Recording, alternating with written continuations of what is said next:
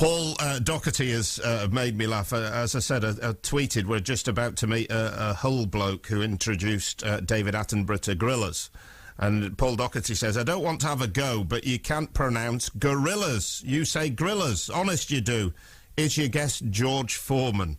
Very good, Paul. Thank you very much. Gorillas is what we're going to talk about. And we're going to talk to a local man who, I am told, did introduce David Attenborough to gorillas. Let's find out more. His name is Ian Redmond, OBE, and he's on the Burnsy Show this morning. Ian, morning to you. Yes, good morning. Thank you very much for your time this morning. We'll get to this. Definitely talking about large, hairy relatives and not eye-level grills. Yes, indeed. Indeed. It's my pronunciation. The English language, some words, the subtleties of it sometimes escape me, as regular listeners to this programme will know. You've got to tell us the story. We've got to start there. Tell me how you introduced David Attenborough to these large, hairy creatures. Well, obviously I said, David, these are the gorillas. Beethoven, this is David Attenborough. Beethoven being the silverback of that group of gorillas. I had the good fortune to be working in Africa as Dian Fossey's research assistant. Dian Fossey was a lady whose life story was dramatised in Gorillas in the Mist. I was part of that story, more by good luck than good management. But anyway, I was the camp gopher and was told to go for the BBC, and went down to meet the crew and brought them up to camp and take them out to the gorillas, and the rest, as they say, is history. That's a nice story to have in your locker, I think. In your personal locker, that is a nice story to have. You are a local man, aren't you? You're Beverley or Hull? Well, both, actually. I spent much of my childhood in Beverley and then my teenage years in Hull, at Kelvin Hall High School. Ah, right, OK. Was it a good school for you? Yes, yes. Then I went back and spent another year at Beverley Grammar, where I started. And yeah, both are part of my story. And my mum still lives in Beverley, so I'm up there quite often. Now, you've risen to become a world-renowned conservationist, haven't you? How did that more by necessity than by desire, but yes. How did that come about then? Well, I'm a naturalist, I think, by birth. Naturalists are just people who can't help being fascinated by living things, and whether it was tadpoles on Fighamore, Swinemore, or gorillas in Africa, they are fascinating to me.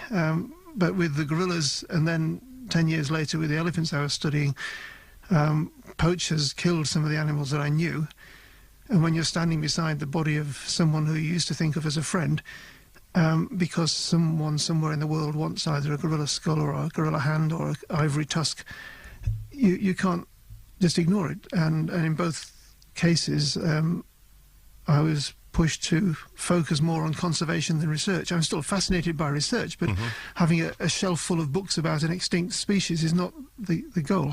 Right. How do you establish a relationship with a gorilla? Well, slowly and carefully. You tell them you're coming, so you don't take them by surprise. You don't want to surprise a gorilla. And you use the method that Dian Fossey developed is to use gorilla contentment calls to tell them that you're there and that you're not a threat. So you say very softly when you're quite close. The chances are, if they're not used to humans, they'll just scream and run. Or if they see you before you see them, they'll just silently flee, and you won't even know they were there until you see the tracks.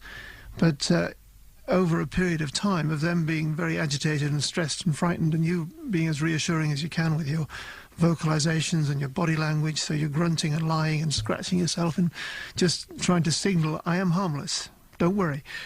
And eventually they'll get the idea, and then they'll accept you into the family, and you can observe the behaviour and film it, and that's what David Attenborough had the good fortune to join, to get the sequences he wanted for life on Earth. He wrote to Dian Fossey and said, we'd like to film this. He was looking for film of opposing thumb, the way fingers and thumbs can be used to manipulate things.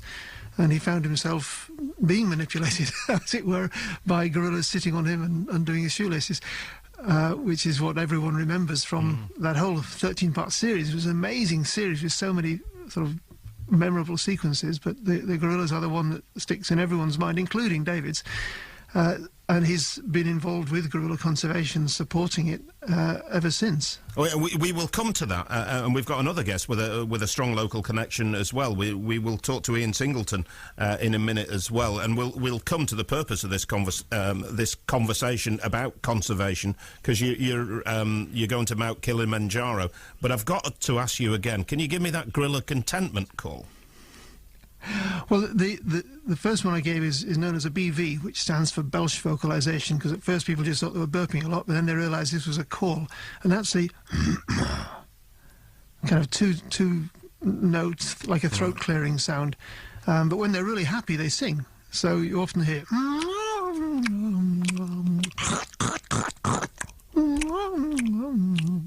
which seems a bit incongruous for a big sort of powerful animal to be humming a gentle little hum, but they sing when they're happy, and they're usually happy when they're eating, so you hear this scrunch, scrunch, scrunch, chomp, chomp, chomp, which tells you that everything's good, the sun's shining, there's plenty of food, and there's no danger.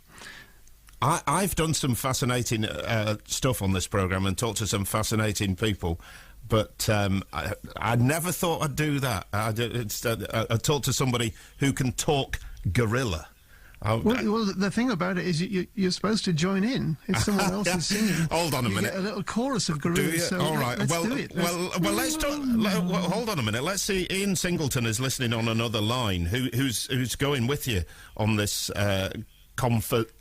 conservation project? And we will find out about that in a minute.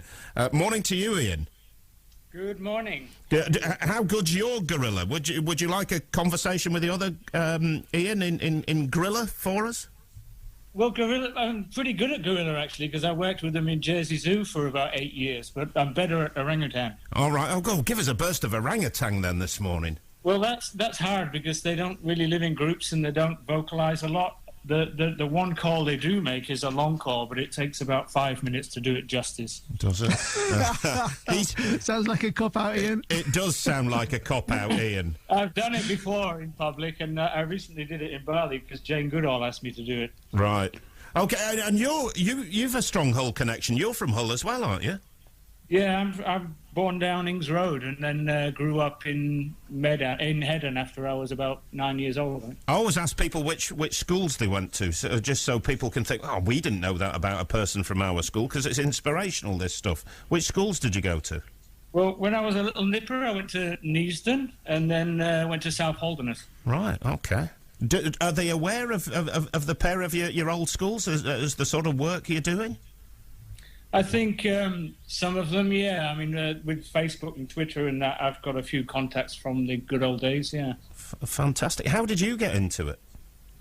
I used to read, well, when I was a teenager, I started reading books by Gerald Durrell about, like the guy who wrote My Family and Other Animals and various things.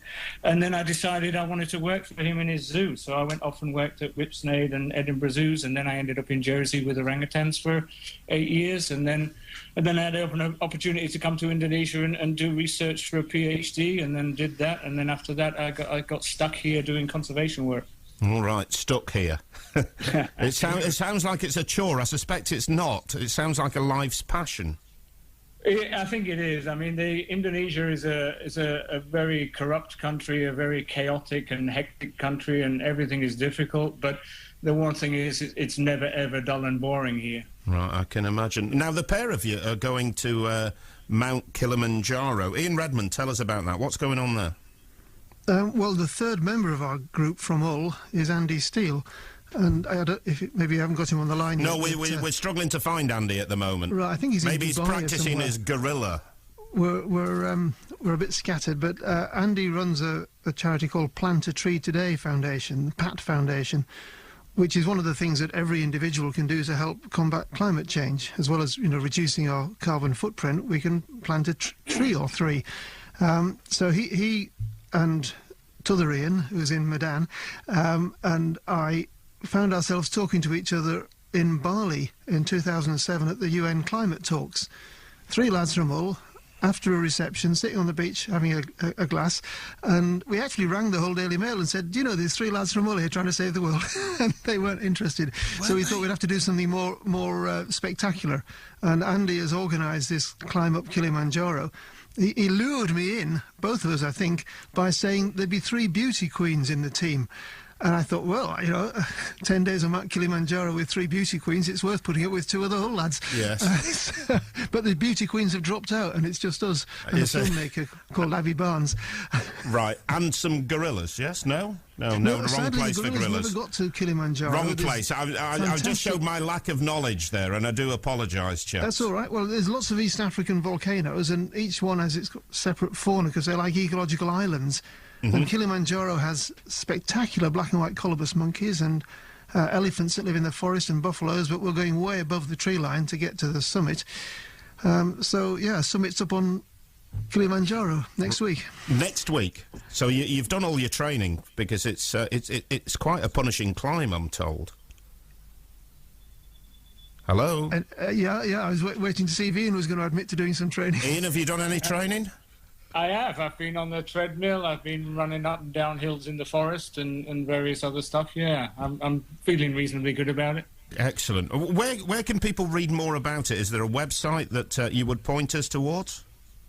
They could certainly go to our Facebook pages, but we do have a thing. If you Googled Climb for Change, I think you would find us there. If you Google Climb for Change and Redmond and Singleton, I'm sure you would find us there. Right. Okay. Yes. Well, also, I think we both tweet, so people who are on Twitter or on Facebook should be able to find us, and we'll be posting updates as we climb, because this is the world of social media, and you can be halfway up a mountain in Africa and send a message to the world. What are your Twitter handles, so people can follow you? Ian Redmond first. Okay, at 4apes. 4 as a number, APES. Right, okay. Because I chair the Ape Alliance, and that's our website, 4apes.com. Okay, Ian, where can we find you? Mine is at Dr. Ian Singleton, all joined together. Right, okay, excellent.